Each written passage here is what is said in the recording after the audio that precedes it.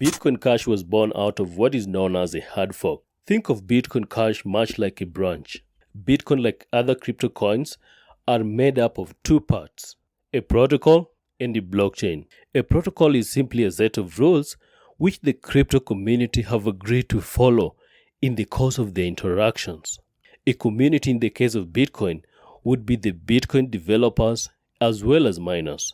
The developers and miners have to agree, for example, on the size of a block and the number of transactions per block. It is important to note that the Bitcoin code itself is open source, meaning that it can be modified by developers as long as those changes are endorsed by the community concerned.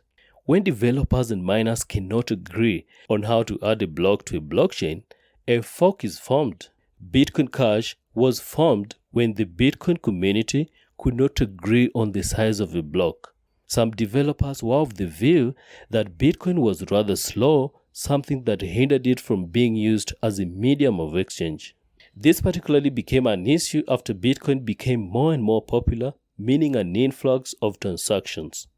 Bitcoin Cash Camp proposed that in order to address scalability issues of Bitcoin, the size of blocks be increased from the original 1 MB to between 8 MBs and 32 MBs. The result of this is that more transactions would be processed per block. This also means lower transaction fees to the users. You see, with the original 1 MB block size, it took long to process a transaction, an average of 10 minutes to be precise. When there's a surge in transactions, e.g. during price rallies, users have to queue waiting for their transactions to be processed. Users can cut the line if they want, but it means paying more in transaction fees.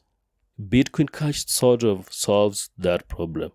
Bitcoin Cash blockchain promised to do up to 25,000 transactions per block. Such a model would allow Bitcoin to be used as a medium for daily transactions.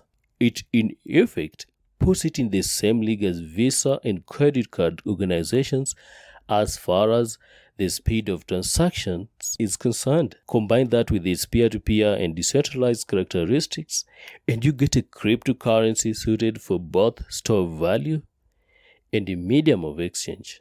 It is like having your cake and eating it. So what happened to those who held Bitcoins before the fork?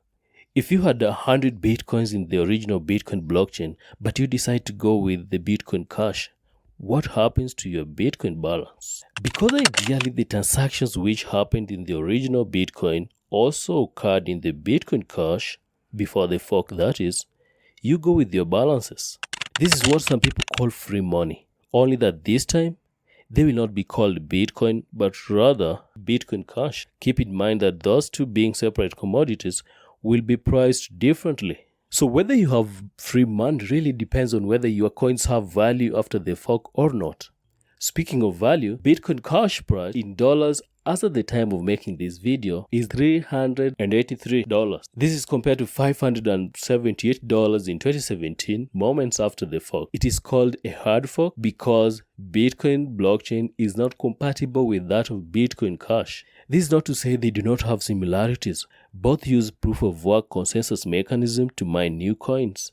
Also notable is that they both have their total supply capped at 21 million. This, I might add, gives them the all-important scarcity characteristic of money.